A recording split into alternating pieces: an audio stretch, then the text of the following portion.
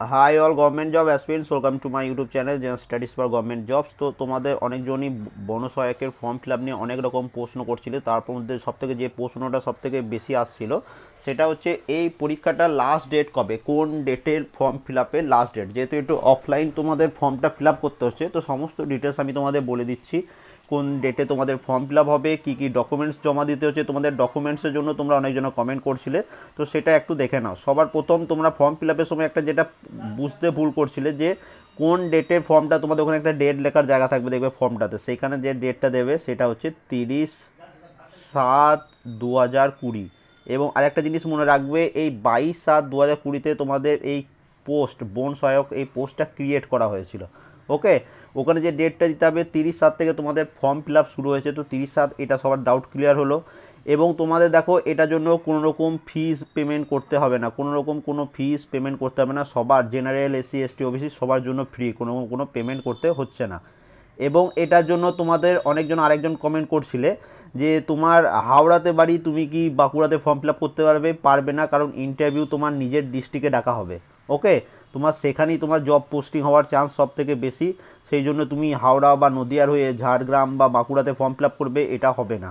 ওকে, next তোমাদের যেটা জানতে হবে সেটা হচ্ছে এখানে দেখো এলিজেবল ক্রাইটেরিয়া যেটা দিয়েছে 8 পাস দিয়েছে, এবং তোমার বয়স 18 থেকে 40 বছর হতে হবে।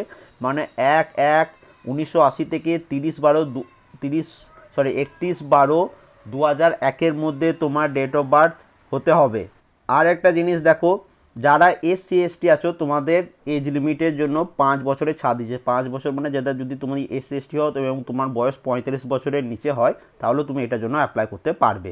ওকে, এটার জন্য পুরুষ মহিলা উভয়ই অ্যাপ্লাই করতে পারবে, এটা সবাই জানো।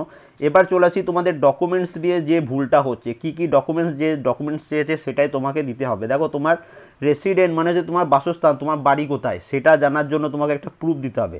সেই প্রুফটা কি, হয় আধার কার্ড দেবে, না হয় ভোটার কার্ডের জেরক্স দেবে। ওকে, আধার কার্ডের জেরক্স নাহলে ভোটার কার্ডের জেরক্স, যে কোনো একটা। তোমার বয়স কত সেইটা প্রুফ করার জন্য তোমার হয় বার্থ সার্টিফিকেটের জেরক্স, অথবা আধার কার্ডের জেরক্স, অথবা প্যান কার্ডের জেরক্স। এইগুলোর মধ্যেই তোমাকে দিতে হবে, অন্য কিছু দিলে হবে না। ওকে, এবং তোমার এডুকেশন কোয়ালিফিকেশন, তুমি কিসে পড়ছো বা লাস্ট এক্সাম কোনটা পাস করেছো, দেখো এখানে বলেই দিয়েছে marksheet or certificate of the last exam pass. হয় তোমাকে মার্কশিট দিতে হবে অথবা সার্টিফিকেট দিতে হবে লাস্ট তুমি কোন এক্সামটা পাস করেছো। কেউ মনে করো মাধ্যমিক দিয়েছে, মাধ্যমিক পাস করেছে, তো সেই মাধ্যমিকের হয় রেজাল্ট অথবা সার্টিফিকেট দেবে। তুমি মনে করো সেকেন্ড ইয়ারে কলেজে পড়ছো, তো তোমাকে দিতে হবে 12 পাসের মার্কশিট অথবা সার্টিফিকেটের জেরক্স। এবং তোমার যদি গ্র্যাজুয়েশন কমপ্লিট হয়ে যায় তাহলে তুমি গ্র্যাজুয়েশনের সার্টিফিকেট বা মার্কশিট দেবে, যে কোনো একটা। এবং এই তিনটে ডকুমেন্টস যেটা দেবে সেটা তোমাকে সেলফ অ্যাটেস্টেড করতে হবে। সেলফ অ্যাটেস্টেড মানে কি, সেলফ অ্যাটেস্টেড মনে হচ্ছে, মনে করো এটা তুমি মনে করো তোমার ভোটার কার্ডের জেরক্স করলে, এইটুকু জায়গার মধ্যে তোমার ভোটার কার্ডের জেরক্সটা হয়ে গেল। মনে করো এটা A4 শিট পেজ, এটা তোমার ভোটার কার্ডের জেরক্স করে নিয়ে এলে, এইদিকে তোমার জেরক্সটা হয়ে গেছে। এখানে কি করবে, এইখানে তোমার নিজের নাম সাইন যেমনভাবে করো সেরকমভাবে করবে, এবং তার নিচে আজকে যদি তুমি ফর্মটা জমা দিতে যাও বা আজকে যদি তুমি এটা অ্যাটেস্টেড করো, তোমার আজকের ডেট দেবে। ওকে, যেদিন তুমি সাইন করবে এখানে সেই দিন তার নিচে তার ডেটটা দেবে, সেটাকে বলা হয় সেলফ অ্যাটেস্টেড। বুঝে গেলে কী কী ডকুমেন্টস দিতে হচ্ছে, কেন দিতে হচ্ছে।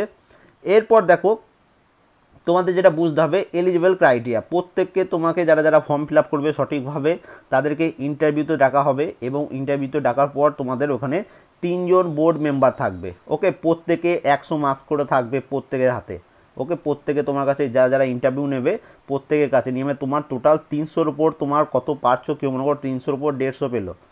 ওকে, কেউ 300-র মধ্যে 200 পেলো।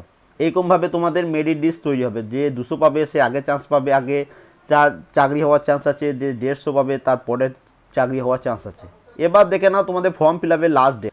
এই ছবিটা দেখতে পাচ্ছ, তো এটা হচ্ছে division forest office Nadia Murshidabad ডিভিশনের, এখানে তোমরা দেখতেই পাচ্ছ।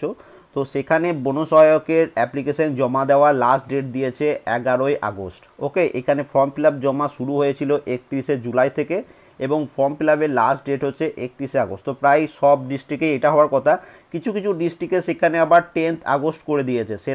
তারা 30th যে যে দিনটা ফর্মটা বেরিয়েছিল সেই দিনটা তারা কাউন্ট করছে, সেই জন্য কিছু কিছু জায়গায় 10 আগস্টও শুরু করছে। তো তোমাদের যেটা বেস্ট করা উচিত সেটা হচ্ছে তোমাদের 10 তারিখের মধ্যে তোমাকে ফর্মটা ফিল আপ করে জমা দিয়ে আসা উচিত, এবং যদি একটু দেরি হয়ে যায় তাহলে 11 তারিখ করতে পারো যদি, এবং 11 তারিখ বিকেল 5:30 পর্যন্ত এই জিনিসটাও তোমরা একটু দেখে নেবে। 11 তারিখ বিকেল 5:30 পর্যন্ত তোমাদের ফর্ম ফিল আপের লাস্ট ডেট। কিন্তু তোমরা কী করবে, 10 তারিখের মধ্যেই ফর্মটা জমা দিয়ে চলে আসবে যারা এখনও পর্যন্ত দাওনি। বুঝে গেলে? এবার দেখো আর একটা কথা বলে দিই, ফর্ম ফিল আপের এখানটা আমি দেখিয়ে দিচ্ছি, এবং কোন অ্যাড্রেসে পাঠাবে সেটা তোমরা এখনও কনফিউজ, সেটা আমি তোমাদের বলে দিচ্ছি। এখানে সবার প্রথম তোমার একটা ফটো দেবে, কোনো সেলফ অ্যাটেস্টেড করা দরকার নেই, পাসপোর্ট সাইজে ফটো এখানে একটা চিপকে দেবে আঠা দিয়ে। ওকে, তোমার যে ডিস্ট্রিক্টে বাড়ি সেখানে ডিস্ট্রিক্টের নাম লিখবে। আমার মনে করো বীরভূম ডিস্ট্রিক্টে বাড়ি, আমি এখানে বীরভূম লিখেছি। ওকে, তারপরে দেখো ফর্ম ফিল আপের এখানে 30/7/2020 এই ডেটটা দেবে। তারপর এখানে দেখো তুমি তোমার নিজের নাম দেবে নেমের ঘরে। তারপরে দেখো তুমি তোমার নিজের বাবার নাম দেবে, এবং যা বাবার নাম দিলে এবং মাথায় টিক মার্ক করে দেবে। তারপরে তোমার ডেট অফ বার্থ, যেটা তোমার কোন ডেটের জন্মদিন সেই দিনটা দেবে।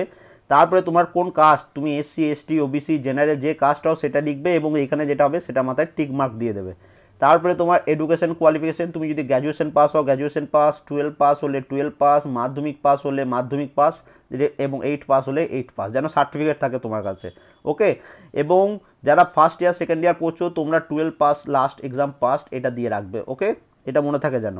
নেক্সট অ্যাড্রেসে দেখো, অ্যাড্রেসে এখানে অনেকজন তোমার ভিলেজ, পোস্ট, ডিস্ট্রিক্ট, তোমার বাড়ির পিনকোড কী সেটা দিলে। তারপরে তোমার কোন পুলিশ স্টেশনের আন্ডারে তোমার বাড়ি, কোন পোস্ট অফিসের আন্ডারে বাড়ি, কোন ব্লকের আন্ডারে বাড়ি। এইখানে অনেকজনের প্রবলেম হচ্ছিলো যাদের মিউনিসিপ্যালিটি এরিয়া, তো তোমরা এই ব্লকের জায়গায় এখানে তোমার মিউনিসিপ্যালিটি এরিয়ার নামটা লিখবে, নিয়ে ব্যাকেটে লিখে দেবে মিউনিসিপ্যালিটি এরিয়া। ওকে, এটা ব্যাকেটে লিখে দেবে তাহলেই হবে। এবং তারপরে তোমার ডিস্ট্রিক্টের নাম, তোমার ফোন নাম্বার দেবে, যেটা ফোন নাম্বার চালু হয়তো সেটাতে মেসেজ বা কল আসতে পারে, এবং তোমার যদি ইমেল আইডি থাকে অবশ্যই এখানে তোমার ইমেল আইডিটা দিয়ে দেবে। এরপর দেখো এখানে তোমাদের এর সাথে তোমাকে সেলফ অ্যাটেস্টেড কী কী দিতে হবে, তোমার age proof, resident proof, education qualification কিছুক্ষণ আগেই বলে দিয়েছিলাম কোনটার জন্য কী কী ডকুমেন্টস তোমাদের দিতে হবে, আরেকবার দেখে নাও সেটা। এবং তারপরে যদি কাস্ট সার্টিফিকেট, তুমি যদি SC ST OBC হয়ে থাকো, তোমার যে কাস্ট সার্টিফিকেট আছে সেটাও তোমাকে সেলফ অ্যাটেস্টেড করে দিতে হবে, মানে জেরক্স করবে, তোমার নাম এবং আজকে ডেট লিখে দেবে, সেটাকে বলা হয় সেলফ অ্যাটেস্টেড। তারপরে তোমরা ফর্মটা তোমার এই ডান দিকে এখানে তোমার নিজের নাম সিগনেচার করবে। এবং মনে করো আমি এই ফর্মটা তোমাদের 31 তারিখে ফর্ম ফিল আপ করে দেখিয়েছিলাম, একটা ভিডিও দেওয়া আছে দেখবে, ভিডিও ডেসক্রিপশন লিঙ্ক দেওয়া রাখবো কীভাবে ফর্মটা ফিল আপ করতে হয়। ওকে, তো সেটা একটু দেখে নেবে। সেই ডেটটা মনে করো আজকে যদি কেউ ফর্মটা ফিল আপ করো আজকে ডেটটা এখানে লিখবে। নেক্সট দেখো তোমাদের বাংলাতেও এরকমভাবে আমি সেই ভিডিওতে বলে দিয়েছিলাম। এরপর তোমাদের যেটা দেখো সেলফ অ্যাটেস্টেড কাকে বলে, এটা মনে করো আমার ভোটার কার্ডের জেরক্স, এই ডান দিকে দেখো এখানে আমি আমার নাম লিখেছি, এবং যে ডেটে আমি সিগনেচার মানে এটা করেছিলাম সেই ডেটটা এখানে লিখেছি, এটাকে বলা হয় সেলফ অ্যাটেস্টেড। এবার দেখো তোমরা কোন অ্যাড্রেসে পাঠাবে সেটা একটু দেখে নাও। যে খামটা রয়েছে খামের মধ্যে ভরে দিলে, খামের বাঁ দিকে এখানে চলে আসবে name, care of, village, post, police station, district, pin, West Bengal লিখে দেবে। তো এখানে তুমি তোমার ডিটেলস লিখবে, আমার ডিটেলসটাই কেউ লিখে দিও না। এখানে তোমার নিজের নাম, বাবার নাম, তোমার কোন গ্রামে বাড়ি বা কোন শহরে বাড়ি, সেখানকার পোস্ট অফিস, তারপরে তোমাদের পুলিশ স্টেশন, ডিস্ট্রিক্ট, এবং তোমার বাড়ির পিনকোড লিখতে অবশ্যই ভুলবে না। নেক্সট ডান দিকে দেখো কাকে পাঠাবে, সেটা হচ্ছে তোমাদের সবার কাছে প্রশ্ন। তো এখানে দেখো আমি কাকে পাঠিয়েছি, chief conservator of forest south east, DFO Birbhum, Bara Bagan, post office Suri, district Birbhum, pincode এত। তো আমি এই অ্যাড্রেসটা কোথায় পেলাম সেটা আমি তোমাদের দেখিয়ে দিচ্ছি। এই দেখো এইখানটা একটু ভালোভাবে বুঝে নাও, দেখে নাও, তারপরে তোমরা যারা এখনও পাঠাওনি তারা পাঠিয়ে নেবে। সবার প্রথম কাকে অ্যাপ্লাই করতে হচ্ছে, দেখো আমার যেহেতু বীরভূম ডিস্ট্রিক্টে বাড়ি, আমি এখানে প্রথমে যেটা লিখেছিলাম chief conservator of forest south east, এটা প্রথম লিখলাম। তারপর আমি সবার নিচে পিডিএফটা সবার নিচে চলে যাব, এবং এখানে দেখো অ্যাড্রেস কোথায় পাঠাতে হবে আমাকে সেটা। তো এখানে দেখো বাঁ দিকে তোমাকে দেখিয়ে দিচ্ছি, দেখো বীরভূম, তো এইখানে তারপরে এই নিচে তার অ্যাড্রেসের এই ডিটেলসটা DFO Birbhum, Barabagan, post office Suri, district Birbhum, এই পুরোটা লিখে দেবো।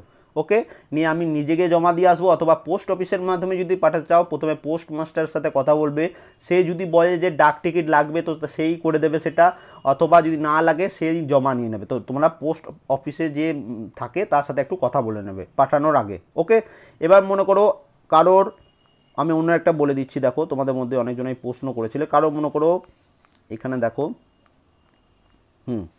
কারো মনে কর, এবার এখানে আমি প্রত্যেকটা বলে দিচ্ছি প্রত্যেকে অ্যাপ্লাই করার আগে, যাদের বীরভূম, পশ্চিম বর্ধমান, পূর্ব বর্ধমানে বাড়ি তারা সবার প্রথম এইটা লিখবে চিফ কনজারভেটর অফ ফরেস্ট।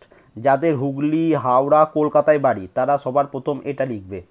ওকে, তারপর যাদের সাউথ 24 পরগনা, নর্থ 24 পরগনা, নদিয়া, মুর্শিদাবাদ এর মধ্যে বাড়ি তারা এটা লিখবে chief conservator forest FD Sundarban tiger reserve. তারপরে যাদের মালদা, উত্তর দিনাজপুর, দক্ষিণ দিনাজপুর এই জেলাগুলোর মধ্যে বাড়ি তারা সবার প্রথম এটা লিখবে chief conservator of forest wild life north. যাদের বাঁকুড়া পুরুলিয়া এই দুটি ডিস্ট্রিক্টে বাড়ি তারা এটা লিখবে chief conservator of forest south west. Okay, যাদের পূর্ব মেদিনীপুর, পশ্চিম মেদিনীপুর এবং ঝাড়গ্রামে বাড়ি তারা এটা লিখবে chief conservator of forest west. Okay, যাদের আলিপুরদুয়ারে বাড়ি তারা এটা লিখবে চিফ কনজারভেটর ফরেস্ট এফডি বক্সার টাইগার রিজার্ভ। যাদের জলপাইগুড়ি এবং কোচবিহারে বাড়ি তারা লিখবে chief conservator of forest north, এবং যাদের দার্জিলিং এবং কালিম্পংয়ে বাড়ি তারা লিখবে chief conservator of forest and hill. এবার এটা লেখা হয়ে গেল সবার প্রথম, তারপরে সবার নিচে চলে আসবে। এবার এইখানে দেখো প্রত্যেকটা ডিস্ট্রিক্টের অ্যাড্রেস দেওয়া রয়েছে, বীরভূম, পশ্চিম বর্ধমান, পূর্ব বর্ধমান, হুগলি, কলকাতা, সাউথ চব্বিশ পরগনা, নর্থ চব্বিশ পরগনা, নদিয়া, মুর্শিদাবাদ একসাথে আছে, এদের এক জায়গাতেই দিতে হবে।